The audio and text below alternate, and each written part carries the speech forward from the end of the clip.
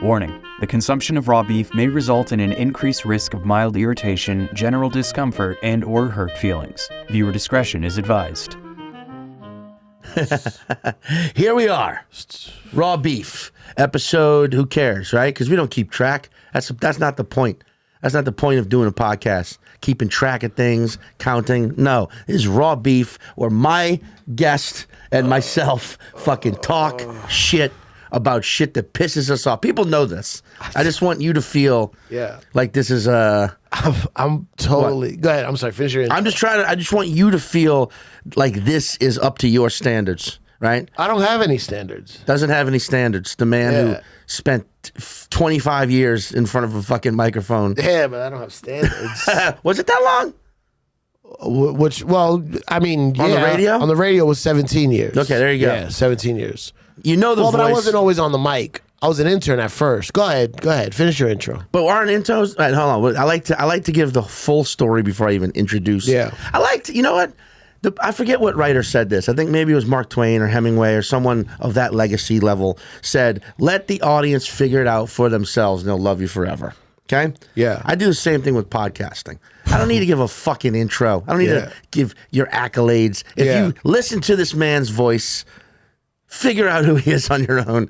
Love this podcast forever and subscribe. But like Cipha Sounds. Well, don't you have my name on the thing? Probably so. I just realized that. That's why I said. I don't understand mysterious intros on podcasts. Yeah. Because it's literally in the title that you have to click. Well, because originally the idea of a podcast didn't come with video. No, but even on the I guess you're right. Even on the website. Yeah, unless you don't put the name of the guest. That's fun. And I mean, this has been said before, but that's fun. Everyone, I think most people forget that podcasts are named after something that no longer exists. The iPod. The iPod. I said that to someone the other day, and it blew their mind. Yeah. I was like, because podcasts were created for iPods, and they were like, what? Yeah. Oh. Yeah. Think about how many people right now that are old enough to buy liquor have never ever owned or had to use an iPod. Well, yeah, because the iPod, even when it went to iPhone, they still called the music section of your iPhone an iPod. Did they? I think it was like I can barely remember. It maybe like the first couple of iPhones, and then they changed it to like music or whatever it is. I won't lie about this. I don't think there's reason to. I was a late. I didn't get in on the iPhone for a while. Oh, I was late too. I fought it. Well, BlackBerry? BlackBerry. Oh. I was a BlackBerry guy till the very end. Yeah. Till 2012. Yeah, I was so it's been around like a that decade too. now. Yeah, I was around that time too. Yeah, but I was like, nope. I need my buttons. I need buttons. I need my little rolly ball. Texture. Yeah. Texture. Yeah. And then within minutes of getting the iPhone, I was like, I've been wrong. I was talking to this girl the other day that I shouldn't have been talking to. Okay, why? Because you hate her?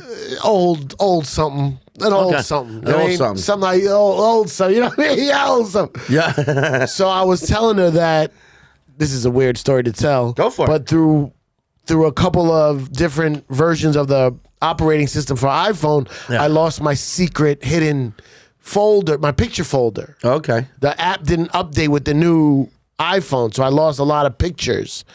So I had some pictures of her. Oh. And I was like, I really miss those pictures. They were some of my favorite ones. And scandalous?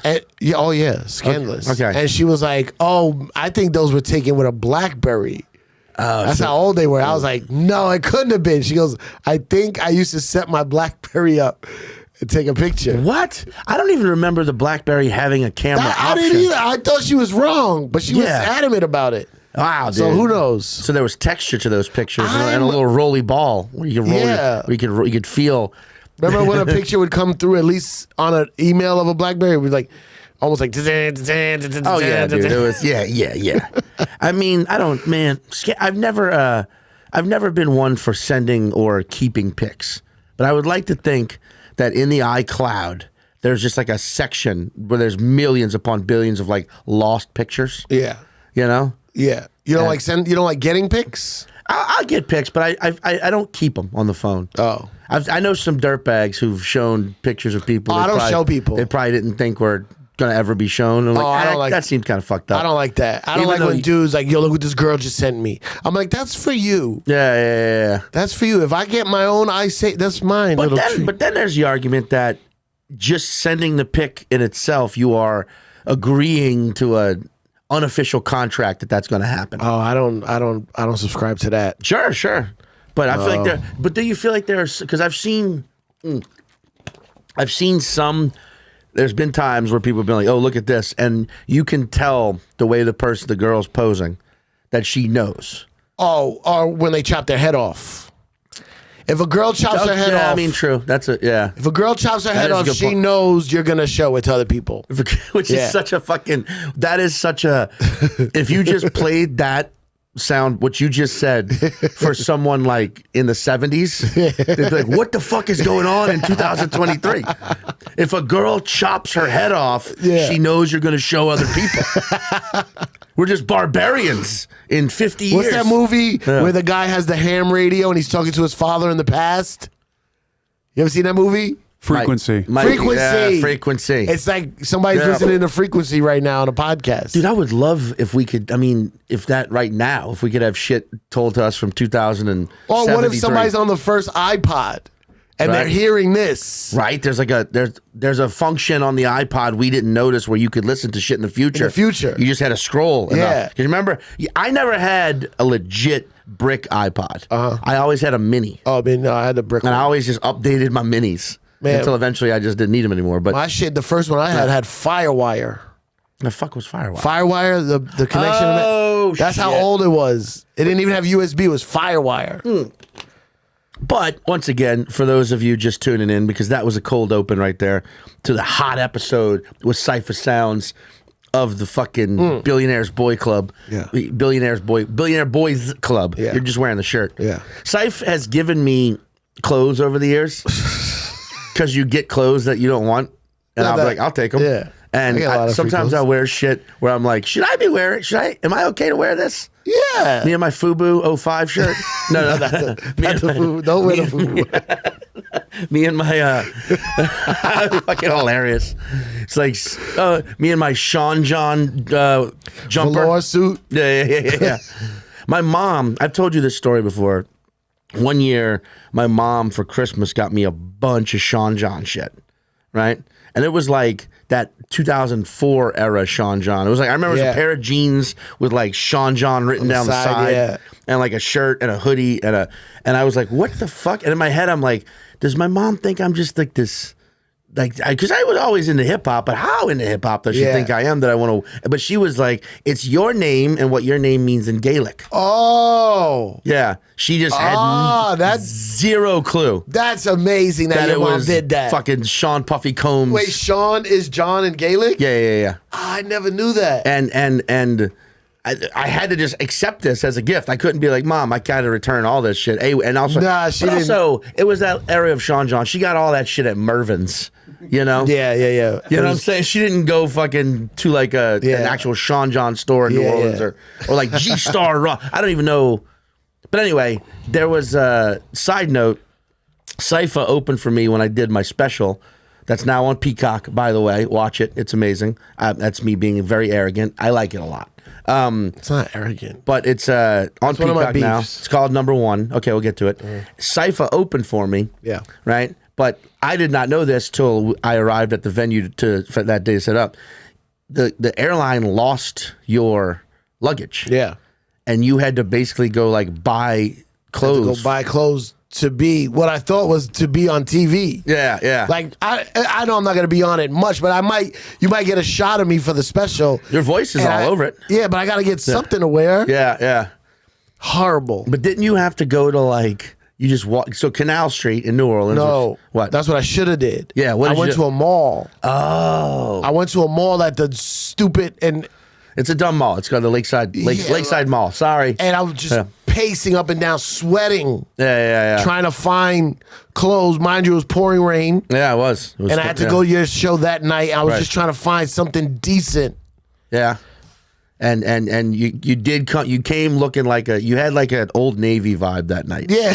You had a very like I had like when I saw you, I was like, man, Cipha's just really switching it up, man. Nah, man. I'm trying to find something the closest to what I normally wear. Going summertime in the winter. And then the next day, later that night when I was going to your show, I found like a little hip hop shop. Oh yeah, 2 blocks from the hotel that I could have just got. They probably would have given you shit. No, I've said this before because Cipha has a joke where he goes, "I'm very famous in New York because you spent years on Hot 97." Yeah, and you know. But I've said this before. You've heard the joke, but that being with you in other places where you get recognized by Hot 97 fans, if you're an outsider and you don't know what you're looking at, it can appear like assault. It's a very aggressive. It's where like a fucking Range Rover pulls over and 4 like middle-aged black dudes get out. Like, yo, I know that ain't Cipha Sounds on my street. I know that ain't Cipha Sounds. And it's like, oh Jesus. And that first time that happened was Vegas. Yeah. We were in old Vegas, and a dude came up like you owed him money for generations. Yelling, grabbing, throwing shit on the ground. Just like out of excitement, though. I know, but it does look. Yeah. I know what's happening. Yeah, right. I know the sound of the recognizing me from whatever. I know the sound of where you recognize me from. Ooh, how? I know if you're a podcast fan. Okay. If you're a Hot 97 fan, if you're a comedy fan, which is that sound is very, very rare. Ugh. But or MTV. Wow. I can tell by what you say to me how you know me. Can you give example? Okay, because obviously Hot 97 is borderline like, bruh. Yeah, Hot 97 is the you think you're my friend. Right, okay. Like, Cipha, what's good? And I go, I have to go, do I know this person? Right. Yo, Cipha, what's good? I see you, son. Yeah. Then there's, oh, that's my man. That's MTV. Okay. That's people that didn't really know my name. Okay. But they saw me do some crazy interview. One time I was in Vegas, and I pull up to the hotel, and this guy was almost hitting his girl. Almost. He was screaming at her outside. Shit. The fuck is wrong with you? I'll slap you. And then he goes, oh, that's my man. That's my man. Yo, sucker free. Yeah, and you're like, And I was like, yo, is everything all right? Yeah, we good. We good. Yeah. I'm like, yo, listen, is everything all right? Yeah. Nah, you right. I'm wilding out here, right? I'm wilding. Okay. I'm like, yeah, you wilding outside. He's like, yeah. My bad. Yo, my bad, baby. And he just started apologizing. There you go, dude. The power of fame. And then podcast fans are these fucking little hip hop nerds that there's like little, what do you call those things that you hear on a podcast that you remember like? Well, it sound like Easter eggs. Yeah, like if someone goes to me, yo, no small talk, small talk. I know they're a podcast fan. Okay. Or From you and Rosenberg's podcast? Yeah. And if they go, I know who you used to DJ for. Yeah. That's a podcast. Okay. And then what's stand-up, fan? Stand-up is, it's not much. But I seen you on Michael J's special. Yeah.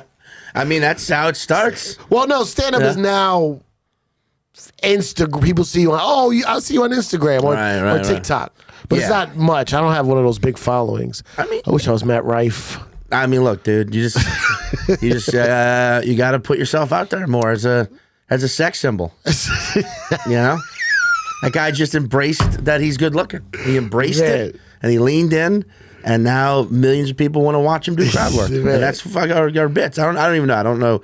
That's the thing too. Like I think this is every field, but like there's always like a designated, it seems like especially in comedy, but apply this to any field you're in. There's always like a designated handful of people on the rise that everyone just assumes everyone else talks shit about. Yeah. You know what I'm saying?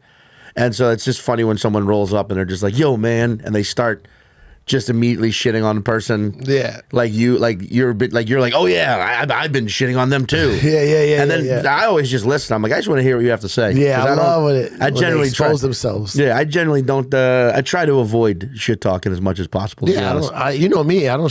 Everybody does it. It's part of the business. But like, I also just, I feel like at a certain point, you're like, it's the same. It just becomes cyclical. Yeah. It's just like there's always going to be people on the up. And you could place anybody in that spot. Right. There's always going to be people on the rise. There's always going to be people who are getting getting ahead. But that's the other thing, the whole idea of getting ahead. This isn't a fucking race. Yeah. If you turn it into a competition, everyone loses. Yeah. You know what I mean? So it's like, I don't know, like people, but there are people who get opportunities and move ahead in their career to them based on it's shit that you can't control or doesn't really apply to you. Yeah. Like people, like that dude, for example, people are always shitting on him. Like Matt hey, Rife? Yeah. Shit on Matt Rife? A lot of people shit on him. Really? And I'm like, but he's fucking, so what if he's good looking? Who gives a fuck? Yeah, he's also a cool dude. I don't know. I've never met him, but I'm sure he is. You know? He's a cool dude and he's funny. Yeah. I mean, the clips, I've never actually seen shit. I don't know if he's funny. I've never seen a clip. Yeah, he's funny. Yeah. And then, but you know, the clips, people say that to me. Oh, you do a lot of crowd work. Yeah.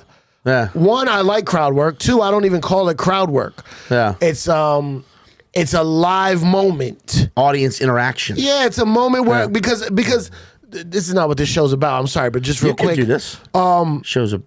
Sometimes I do crowd work, but also I like my shows to be. I want you to remember that you were there that night, and that creates a lot of moments. Now, I have 40 or 50 minutes of material that I'm not posting. Yeah. So if you only watch me on Instagram, you think that's all I do. Right. But if you come to a show, that stuff is weaved in and out. Yeah. Yeah. And some people can do an hour straight material. Some people could do an hour straight of improv. I like to fucking mix it up. It is interesting that like we are in a. And again, I say this a lot, but I do think this. I don't think this is just stand up. Apply this to other fields too. Being a chef, for example. It's getting to the point where it's almost like if you elect to do this for a living or try and do this, you have to almost. It's going to get to a point where you have to try and do it 24/7. Yeah. Like from the moment you wake up in the morning to the moment you eventually fall asleep at night, you have to in some way be posting about you. Like it'll get to a point where like the Truman Show. Like we all will be little mini Truman shows. I know. Unless as I've learned with David, touring with David Cross, it's or don't. Or just do what you do and the people will still seek it out. You know what I mean? Like this is my whole philosophy on social media. Yeah. As of when I started posting stand up. Hey, all my hip hop fans, I do this now. You didn't follow me when I left because I didn't tell you that I was leaving or that I forked off into another career. Right. Literally, I want all my hip hop fans to go, hey, this guy's funny. Right. That's it. Yeah. And it's been working. Yeah. So that's my whole goal. Yeah. Because I already have a fan base. They just don't. They literally don't know I do this. Right. And whose fault is that? And they come, and they show up to comedy shows in fucking Bentleys. Yeah, right. Yeah. You're talking about when T.I. came. I was just opening for you. Cipha, I don't know if T.I. is good at stand up or not. I don't know. I've never seen him perform. All I know is this. I personally believe the reason he does stand up is entirely my fault. No. Because he can't. Let me my perspective is Tia. So we're in Atlanta. This was in 2021. We're in Atlanta. Cipha's opening at this club that I will not name in Atlanta, but Mike, Atlanta originated comedian, knows the club. He knows. We're doing a show. T.I. shows up because you know him from hip hop world, and it was a bad show. And it was just the audience was just weird that night. They weren't on board or anything. And I went up there as a headliner and just ate it like I was starving. Ate it. I ate it like I was from a fucking alien species that actually thrived off of feces. And I had been on a fucking hunger strike. Like I ate shit that night.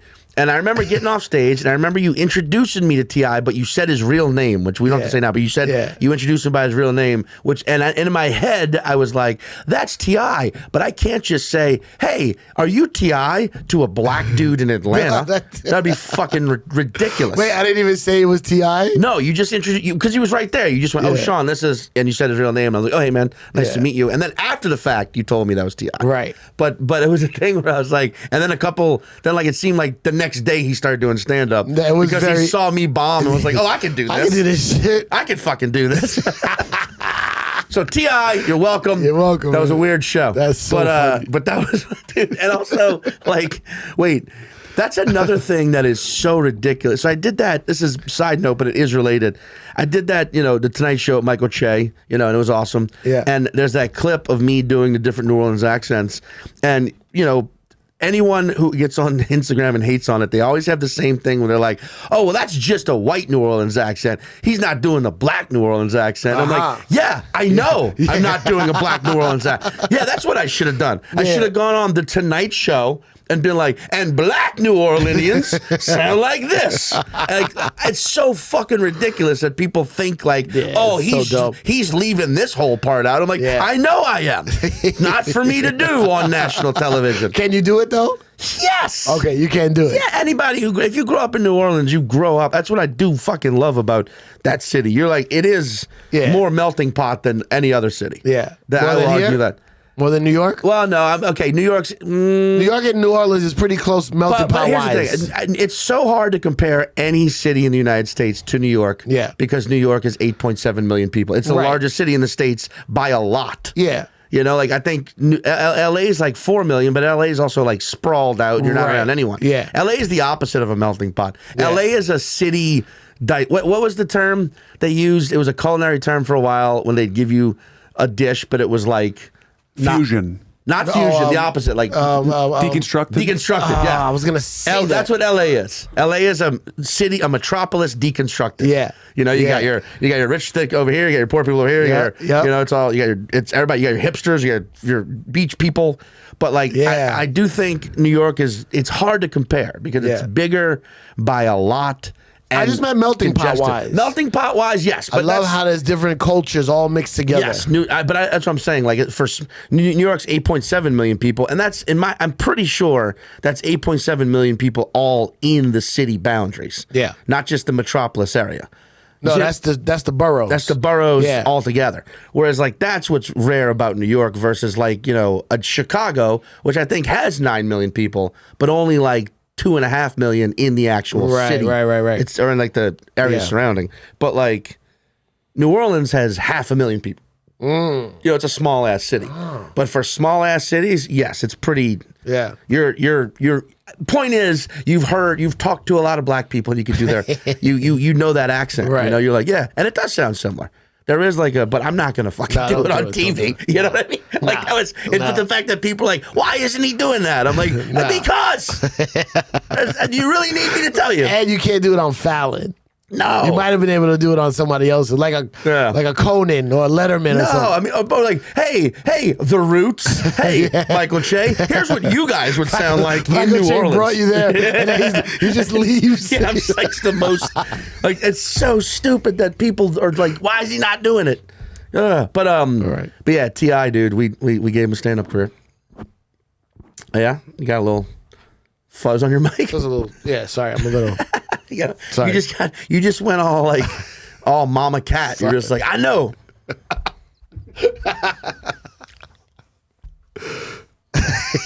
Weird, dude. What the fuck was that? You just had baby bird Tourette's. One little thread.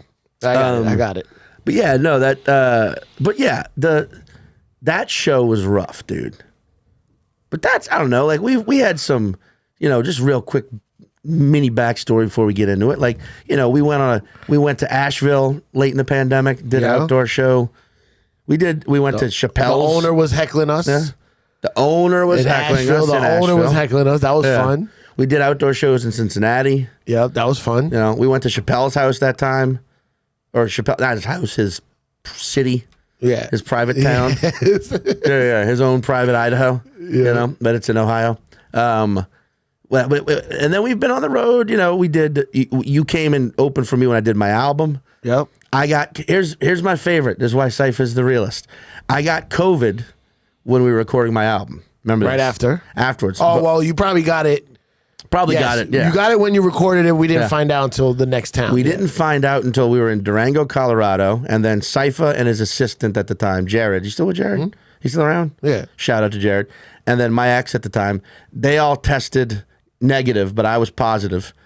And everybody left except Cipha, which is what they're supposed to. And he was like, fuck it, dude. I got a rental. I'm driving you back to New York. He was like, it was like Durango in season, which is like an expensive, shitty hotel. Yeah. And those days, COVID, what do you call it? Quarantine was minimum 14 days. Yeah. Still 2 weeks. Yeah, yeah. So you were like, oh, what the fuck? I'm going to waste $3,000 in this shitty hotel. Yeah. And I was like, just drive home. Cipha was like, let's drive home. I was like, dude, it's 36 hours in a car. You're like, fuck it. I don't. But I remember you go, not only am I vaccinated and I had it, but I don't fear it. That's what you fucking said about COVID. You're like, I'm vaccinated, I had it, and I don't fear it. I was like, all right, man. And then, but I did think it was going to be a fun road trip. And an hour into driving home, I go, oh, we can't go anywhere. This guy's got COVID. We can't go to the Johnny Cash Museum. No, we can't go anywhere. We can't stop at like every restaurant. You had to go in, and I had to just wait in the car. Yep. And then we go to hotels that only had outdoor, like a motel. Yeah. And then afterwards, we would call the motel and be like, hey, I think my friend was exposed to COVID. You might want to double clean that room. Yeah. and oftentimes they were like, they didn't give a shit. Yeah. But my favorite was we're driving through Lubbock, Texas. Yep. Shout out to a dump. And we get pulled over. I'm driving. Yeah. We get pulled over because I would learn it is illegal in the state of Texas to ride in the left lane. Yeah. You can pass, but you cannot ride, which I'm like, Or is it illegal in the state of Texas to have two men, one of them ethnically ambiguous-ish, the other definitely half Puerto Rican, in an SUV? Yeah, you're the half Puerto Rican. I thought I was the ethnically ambiguous. No, I'm only white until you look me in the eyes. Ethnically. I've learned this. Really? I'm only white till you look at me.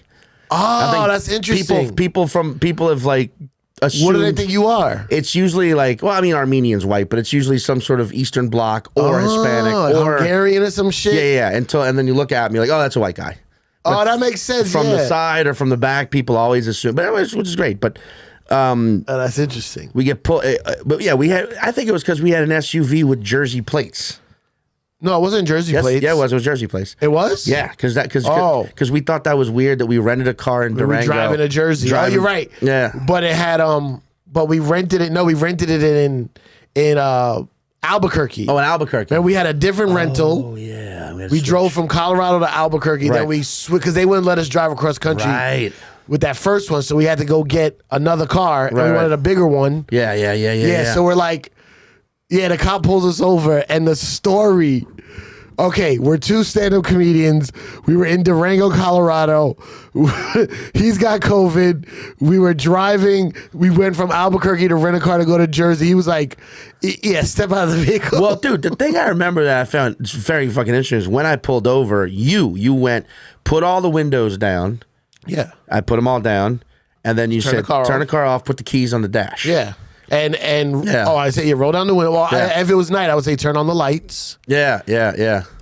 But that was, it was like the middle of the day. But it was very like interesting how like immediately that made the cop that much less of a dick. Yeah. Because we were like, oh yeah, we're cooperating. Look, you can look in all. Oh, if you roll down all the windows and turn your car off, you are already telling the cop, I get why you I don't know why you pulled me over, but I respect your job and you have nothing to fear at this traffic stop. Right.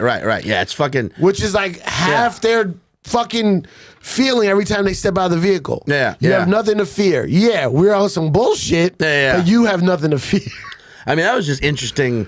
And then I'm wearing the mask, but I remember he makes me get out of the car and go stand by his cruiser.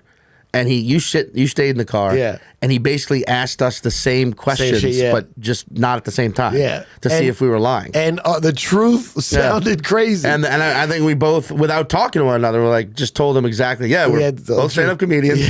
Had to cancel the show. What were you doing? Did an album in Portland 2 nights ago. Then we were in Vegas where I probably got COVID. He's like, you have COVID? And I'm like, yes, I do. Wearing my mask. He's like, okay. He didn't give a shit. No. Yeah. But that. And then we got back, nothing happened. He just was like, yeah, fine. Don't drive in the left lane. Yeah. I was like, all right. But then by the time we got back to New York, you remember you got to my apartment and you tested and you didn't get it. So there you go. Because COVID's a lie. Yeah, this whole time. And then I started watching Succession. That was when I started. And now I'm all caught up, and it's pretty fucking great. But Oh, shit. Okay. all that being said, Yeah.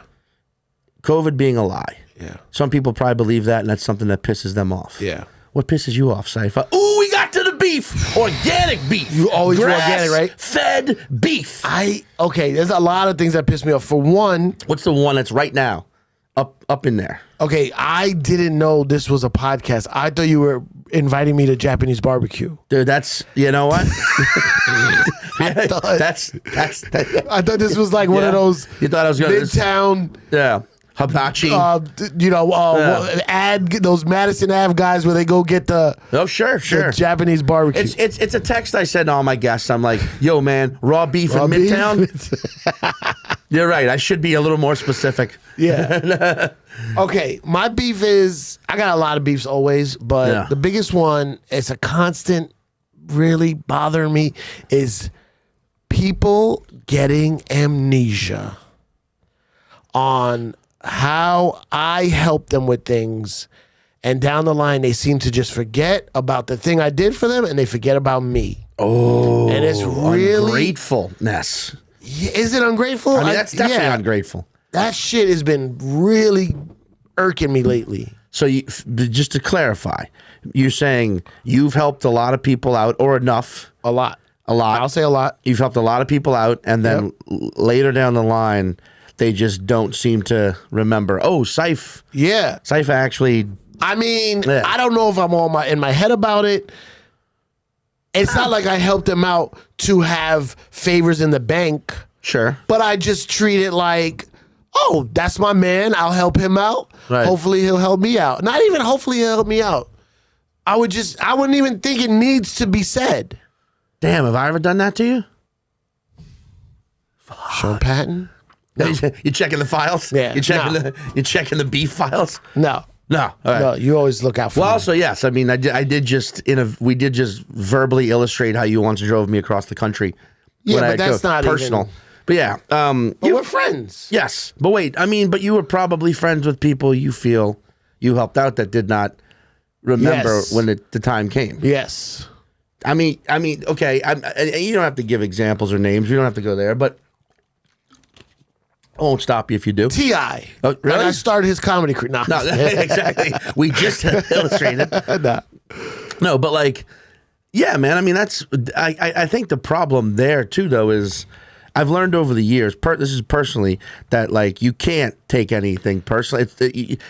People used to say that to me all the time in this business, like don't take anything personally, right? And I used to take that so fucking personally.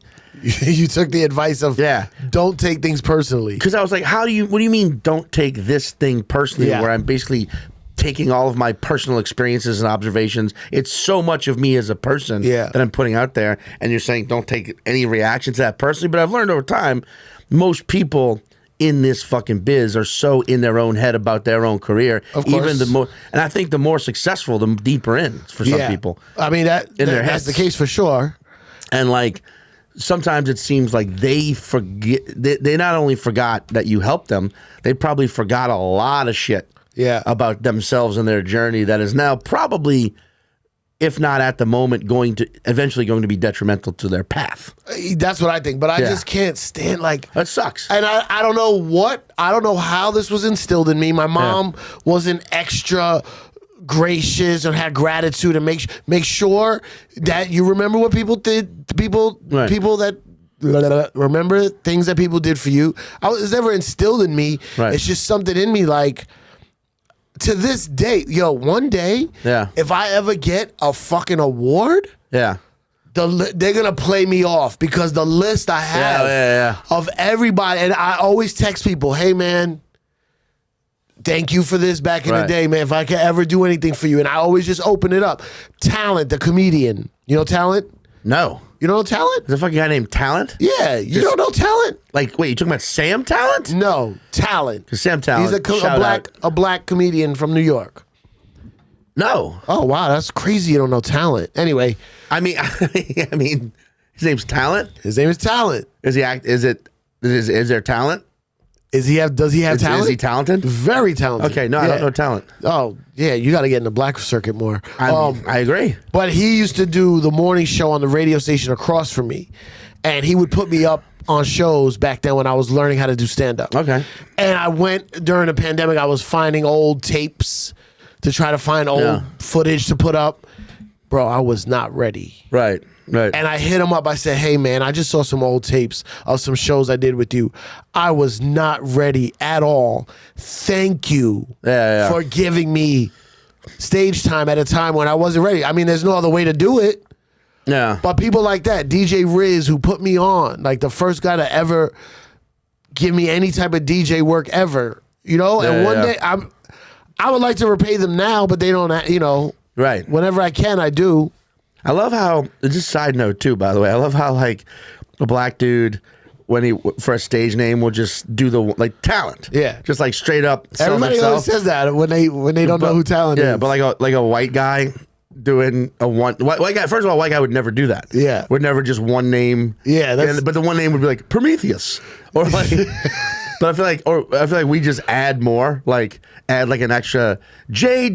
Edgar. Yeah, exactly. Fernandez. That's not. And I was gonna say J. Edgar Hoover, but you know what I mean. Like just add more name, or like that's like instead like would use their full name instead of using less names. Just be like Frank Lloyd Webber. I mean, that's all, I keep using people who aren't comedians, but you know, but like that's just so like no man. What's your stage name? No man, talent. Yeah. Like, is there Funny the comedian?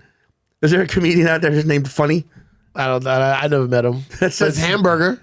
Oh, dude, everybody knows Hamburger. Yeah, it's Hamburger. Hamburger? Yeah. If you don't know Hamburger, I'm looking into your eyes, person. Hamburger the comedian, just watch it. It's a good time. Well, dude, that's, yeah, I mean, but that just says a lot to your character. I know, but it's starting to bother me. But I mean, like. Because here's what I'm thinking. Yeah. Yes, it says a lot to my character, who I am. But I get, I don't want to say shitted on. I say I get forgotten so much that it has to be me. No. I'm doing something wrong here. You're not doing nothing wrong. I think actually, if you want to say you're doing something wrong, it's probably the whole. I'm gonna use this. You're not a football guy. No, but I'll get it. I'll figure it out. Drew Brees. Right, former New Orleans Saints quarterback. Yeah. Right, one of the greatest to ever play the game. Saints. Yeah, most 5,000-yard passing seasons in a career. Most fucking what else? Highest completion percentage, all that shit. Touchdowns, yards. Great quarterback. Never once. He only won one Super Bowl, but he never won an MVP award. Was never voted most valuable player. Yeah. And a lot of people argue, but he never was. I disagree. There were some seasons where he was legit the shit, but he was. The greatness was just expected from him at such a rate every season that people just took it for granted, especially Saints fans. Because now that he's gone, you're like, oh, Jesus Christ. Right. You know, it sucks as a Saints fan, you know? But I think that's you're not the only person I've seen this happen to, where you are such a reliable guy in that regard. You're such a, like, Cipha's going to help me out guy. Yeah. That people almost take it for granted when it comes even to like the accolades part. That's exactly what it is. And that sucks. I can acknowledge from an outside perspective. I can't not be reliable. But I mean, like, I can't. It's what? Question though, just so we can dig into this beef more. Yeah. Because this is a multi-layered beef. Oh, very Most people just bring in burgers or like a New York strip. This is Japanese barbecue with all the different kinds of beef raw, all laid out, sprayed out. And we got and they tell you 1 minute each side. You know? Would you like? I'm gonna get that today. That's also the point of this podcast. I thought we were to make people want to eat meat. That's why I often invite vegetarians, but and send pescatarians and shit. But what like do you want? Do you want more people to be like? And by the way, I wouldn't even be here if it wasn't for my man, Cipha Sounds. That's his real name. Do I want them?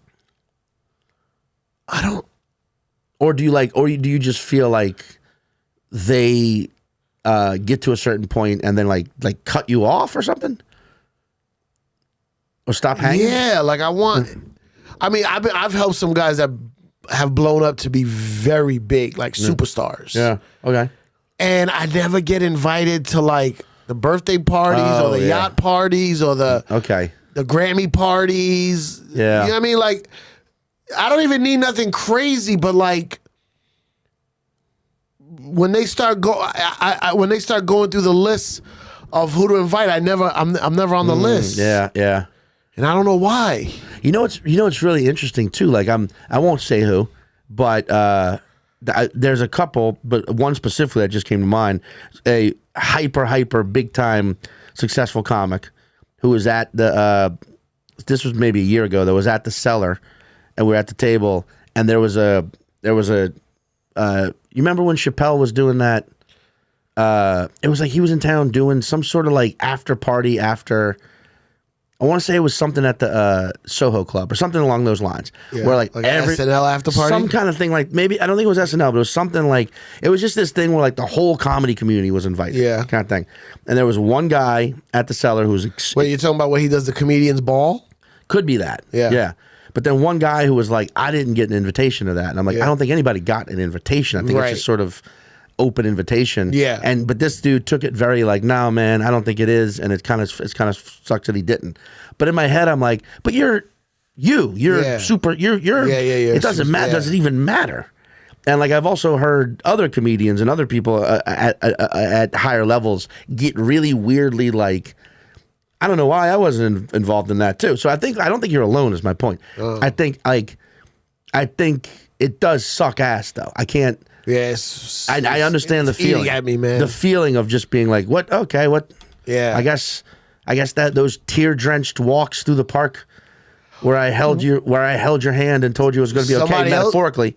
Somebody else told me. Yeah. Somebody else. It's funny you say that. Somebody else told me that I'm such a good guy. Knock on wood. Is this real wood? Is this? Yeah. This is a cutting board.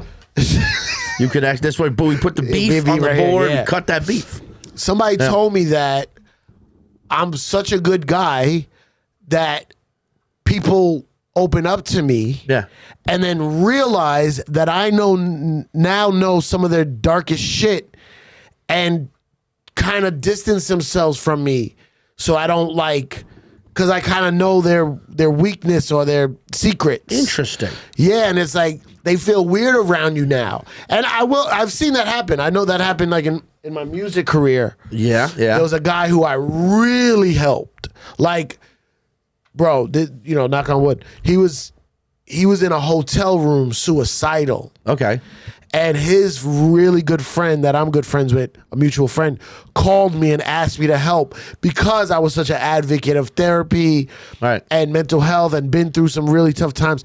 And I went and fucking helped this guy. Right. And then saved his life. I'm going to say saved his life. Yeah, man. I'm going to say I saved this guy's life. And then now he's like super weird with me. Oh, okay. And I never told a soul. I never said what I did. Right. None of that shit. And now it's like a thing of, man, that is an interesting. But that's just one thing. Well, because also, okay. But also, something I've been really trying to fucking work on lately is perspective.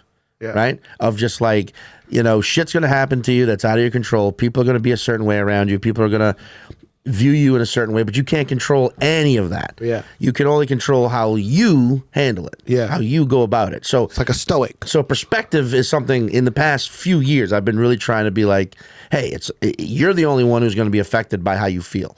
And you can spend all your time trying to change everyone's minds, trying to know what they think about you, trying to like get in on the ground. What are people saying? You could do all that, or you could just be like, nah, fuck it. I do what I do. And that's all and I feel this way about it, right? Yeah. So everything you just said, while yes, that undeniably checks out across the board. What you just said is actually somewhat of like I think that's totally what's up. Is that people have maybe said shit to you that they are embarrassed that you now know. Yeah. And for some reason, you're now, to them, associated with that memory. Oh, okay. Associated with that event, associated with that situation. Right. So every time they see you, it reminds them of the thing. That's interesting. But the problem there is not you. The problem there is that person has not processed, dealt with, accepted, or anything, and their insecurity sort of takes control when they see you because they know that you help them out in a moment. Yeah. But the actual thing that you help them out about, they have not dealt with. No, not dealt with. Yeah. So it's their own, and I hate to say it, their own weakness. Yeah. In regards to that event, situation, person, whatever, that makes them then reflect it onto you or bounce it off of you, and that sucks. But at the same time, I feel like from a perspective basis, it's gotta also be. I personally think it's pretty fucking cool that you're a person who can elicit that from people. That not the reaction, but the trust. No, I know that people see you and know that you're a real one. I have had many conversations with myself of be like, hey, maybe I shouldn't be this way so that I can get ahead more. And it never works. I have to be who I am. Sure. And I told myself I would stay who I am.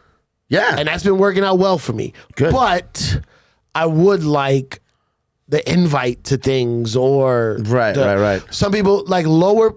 Well, I don't want to judge people when status of where they are, whatever. But lower people always say to me, "Oh, I thought you'd be too busy. I didn't think you'd want to come." Right. And then higher people say like, "Well, they don't even invite me." Well, dude, but I mean, okay, but it's all about lately. Everything I'm saying for the next few minutes is shit that I've just started thinking about lately. Yeah. Right? But like lately for me, it's quality over quantity. That's been my thing lately.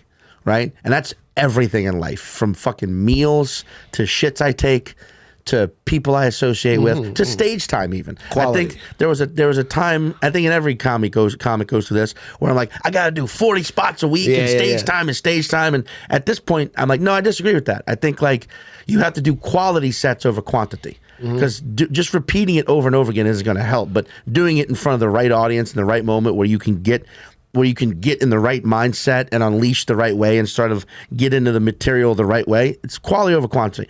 I also feel that way with people in your life, but also events. For example, something I have historically avoided is having birthday parties. Yeah. Historically. Right? Just, I hate the idea. Your own birthday. My own birthday. Yeah. I hate that attention. In fact, 2 years ago, my birthday in 2022, I spent that entire day alone. And it was fucking amazing. Yeah. I got up pretty early. It was a sunny day in New York. I had the breakfast, like a standard bacon, egg, and cheese and a roll with an orange juice. It was amazing. I walked to Prospect Park. It was beautiful. I just spent the day in Brooklyn by myself. Then went and did some spots at night. It was amazing, right? Yeah. And that's just me. But other people, as you know, pretty much everyone has birthday parties at bars, right? Yeah. So I went to one person's birthday party earlier this year, and they were freaking out the whole time at the amount of people that weren't there. The whole fucking night. Yeah. They were like, I can't believe, they were basically just like, I can't believe didn't come. They were like, I feel fucking stupid now. Yeah. But the whole time I'm going, but look who is here. Look who is here. Yeah, it was maybe only like 20 something people, but I'm like, but it's all high quality individuals. Yeah. These are real friends. These are good people. These are also funny comedians. Like, and a couple of them were like not super friends with the person, but they were like, hey, respect you. Yeah, we'll stop by and say what's up. So I'm like, yeah, you're focused on the quantity over the quality. And I feel like with this situation, like, yeah, okay, maybe you don't get invited to these parties, but then who does get invited to those parties? A lot of people. But what's the quality level of those people? Like, are they actual friends, or is it more for show?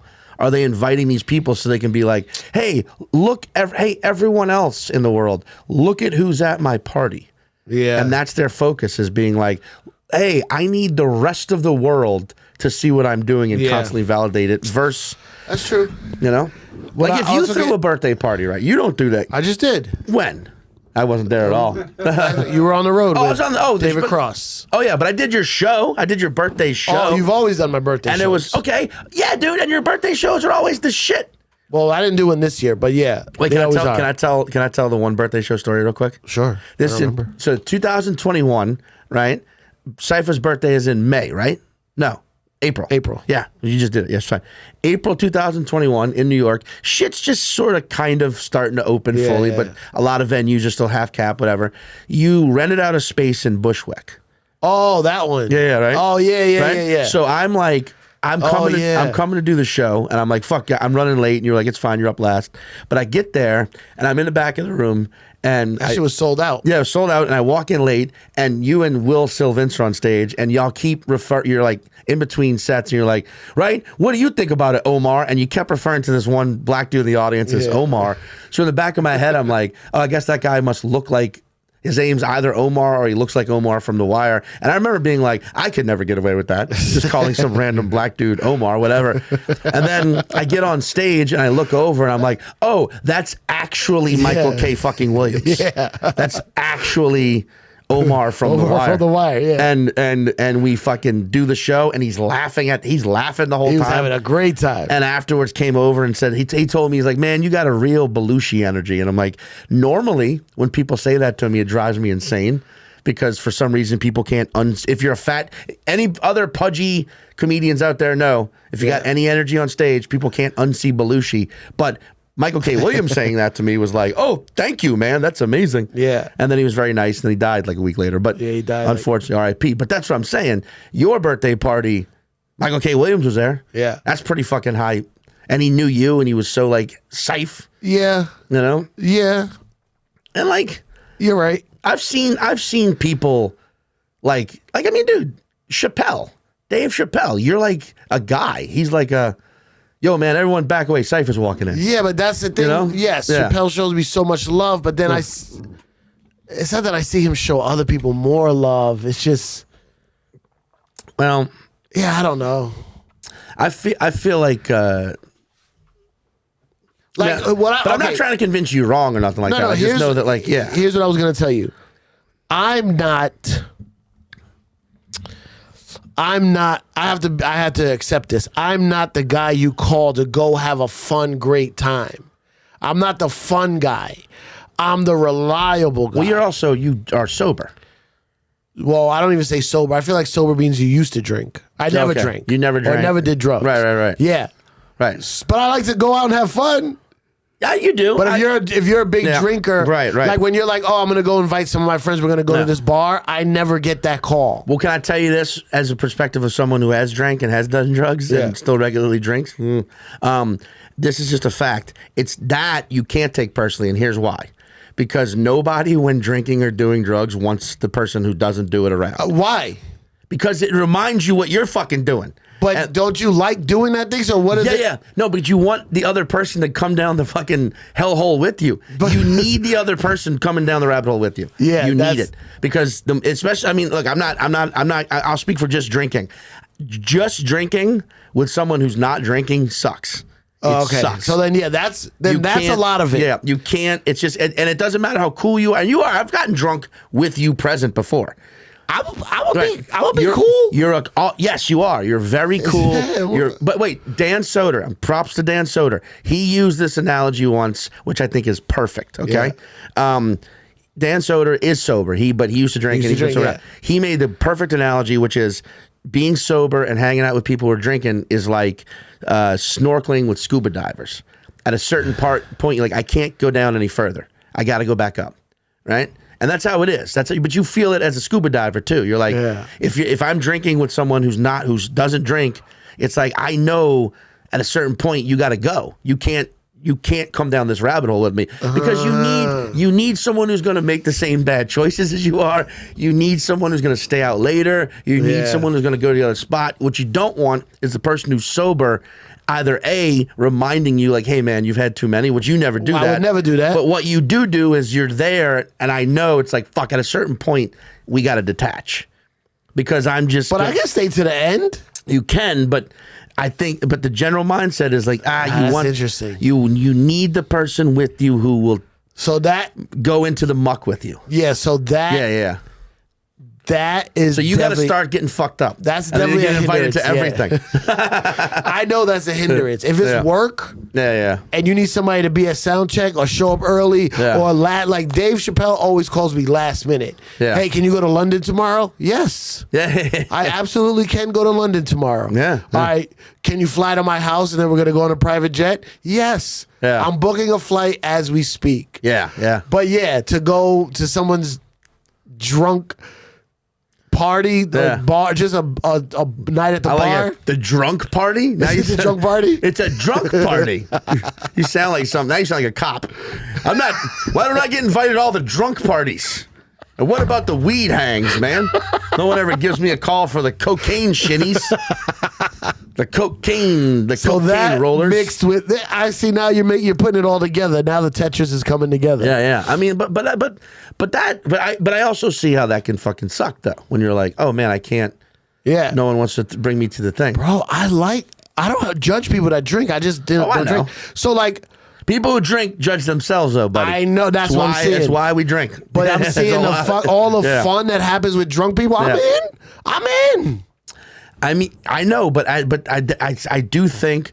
Wait, Mike, are you hearing what I'm saying? Because you drink. No, I know you. I get it. Yeah. I can't because I'll go through spats of sobriety and drinking, and then when I'm sober, I can't be around the drinking people. Yeah, because you just can't do it. You can't keep up with them. I couldn't come up with a better analogy than the scuba diver. That's really good. Dan Soder. That's the perfect analogy. Dan's good. Very good. Dan, the analogy Soder. You know, the Sodered. But at the same time, like, yeah, dude, like that's, I don't know. I also think like I do believe in karma, but I don't believe in karma as like this omnipresent sort of godlike situation that it's definitely not also like one for one. I don't think it's conscious. Yeah, it isn't. I just think it's just the way the world works. I just think it's the way energy flows, the way, you know, I agree. Plinko, it's that kind of thing. And like, I do believe that like, if you just are if you're doing good things, if you're being a good person, if you are constantly exuding that energy, that life, that presence in life, it always comes back around. Same if you're a piece of shit. So I'm saying like, I feel like from an outsider's perspective, there's no one out there being like, oh God, man, Cipha's here, we got to go. I've never even heard anything resembling that. No, like, I pride myself on. And I've never heard anyone say to me, don't invite Cipha. You know what I mean? I've had many people in my life be like, oh, Cipha's coming? Oh, I get to meet Cipha Sounds? I remember the one time, this was a good one. You were over at my apartment for some reason. You dropped me, and when you left, my super at this other building I was at saw you. I told you this story. And then like 2 days later, he's like, hey, man, was Cipha Sounds at your apartment the other day? And I was like, oh, yeah, man, that was Cipha. He goes, man, that wasn't Cipha. Exact same thing. Like, it was the same thing. It was like, I know that wasn't Cipha. He asked me a question. I verified it. And he goes, nah, that wasn't Cipha. Like, just your presence excited a superintendent in, what neighborhood would you call that I used to live in? Prospect Heights, Brooklyn? I don't know. Yeah, but anyway, Brooklyn. I'm just saying, like, I also don't think, this is a beef I think you got to eat a little raw. Yeah. It's got to be a little uncooked. Because while we could cook it all we want, but there's still going to be that pink center. Yeah. But, hey. I mean, listen, I've come to terms with it. Yeah. But it bothers me sometimes. Yeah. It bothers me. I got to this. And then like, and this is like, oh, not being invited to stuff, whatever. That bothers me. I'm talking about the people who have blatantly, like, get amnesia. Like, a friend of mine, we got to go, right? No, we're good. A friend, like, there used to be, like, okay, my 4 best friends, right? We all were in the trenches together.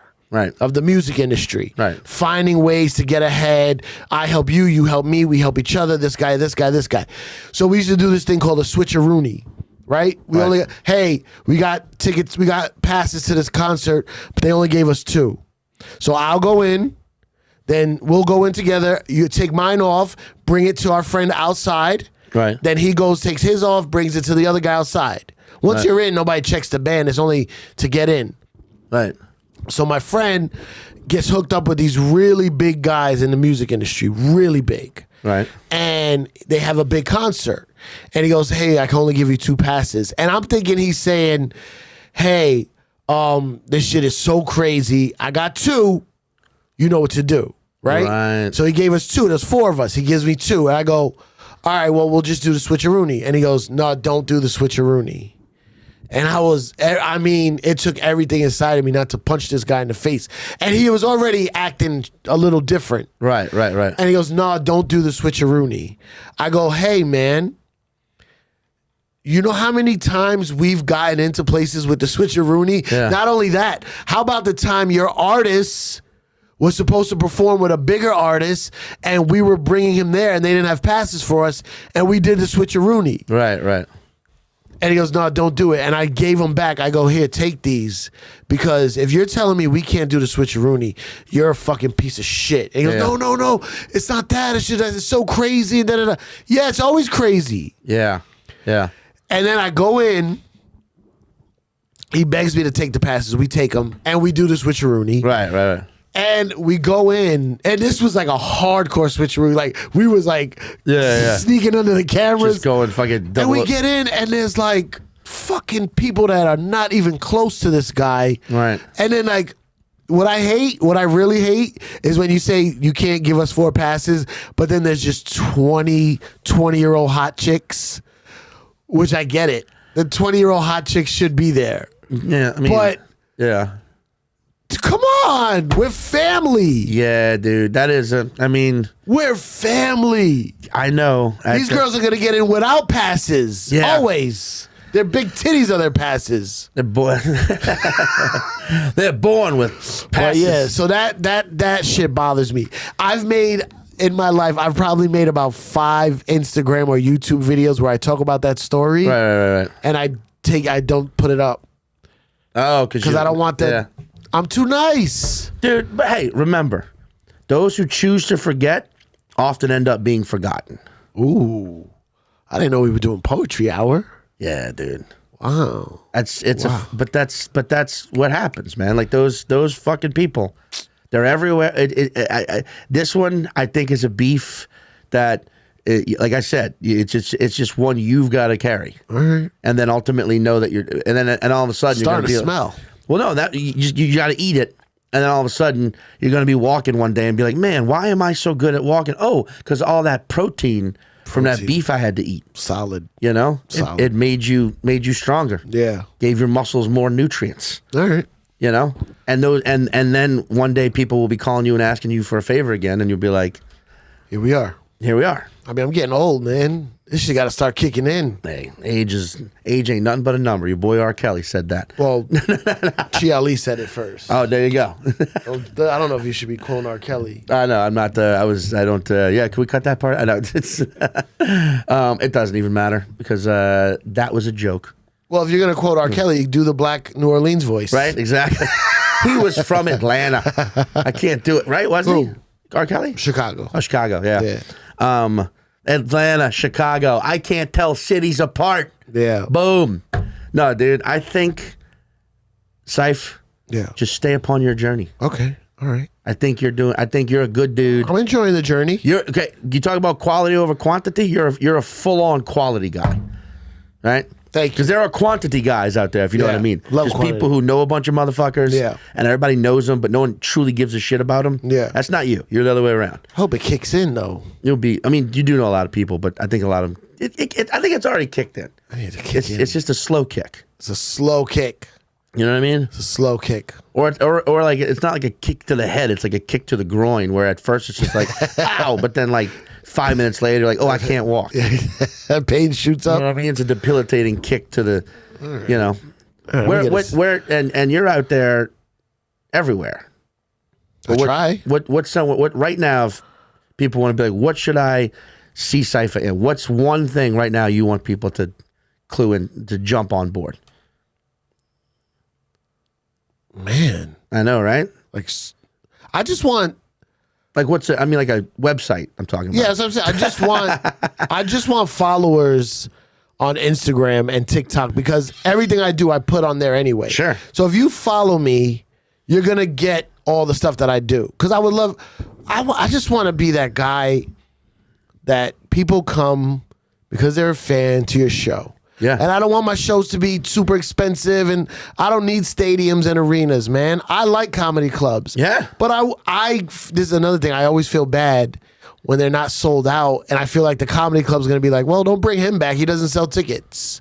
You know what I mean? Dude, I think any venue, not everything, a lot of things don't sell out. Yeah, well, You know what I I mean? want to be one of those guys. We all would like that. I would like to be well, you know, sell out. Maybe not even sell out. Just people there to see you. Sure. And it's a slow process. So what's how they start? Where at Cipha Sounds. At Cipha Sounds on everything. CIPHA, and then the word sounds, not CY, Yeah. not SY, not CH, not Chippa. Yeah. Not sounds with a Z. No, just a S. I mean, dude, the amount I told you that time. Wait, what fucking club was it? Wait, I just remembered. I probably shouldn't throw the club under the bus. But the booker was like just telling me like, he's telling the MC of the host that weekend, because they do a thing where it's like, hey, tell everyone who's going to be here. Yeah. And he's like, so next week we got Cipha Sounds. Yeah. I told you this. And I was like, did you just say Cipha Sounds? Yeah, I always have. And the guy was like, oh, no. I'm sorry. No, it's not right. It's Cipha. And I was like, no, man. Cipha. Cipha's the one I get the most. Cipha Sounds. And I was like, Cipha? He goes, oh, Kiffa? I was like, Kiffa? That, you didn't even think to switch it the other way? Cipha Sounds. Thanks, Cipha, man. 360-degree Cipha. And hey, life is like your namesake. It's all 360 degrees. It'll all come back, and people will be asking. Well, just to keep my through line. Yeah. Thank you always for bringing me to shows on the road. Thank you for always doing my shows. Yeah. But yeah, you're one day I will drive you across the country. Man, I just want to do. Invite me to shows, man. Love doing shows with Sean Patton. We're doing it. Thank you for this week's very heartfelt beef. Grass-fed. See, it wasn't even funny, right? That was, believe you me, dude. There was. We got jokes like Talent himself. Later.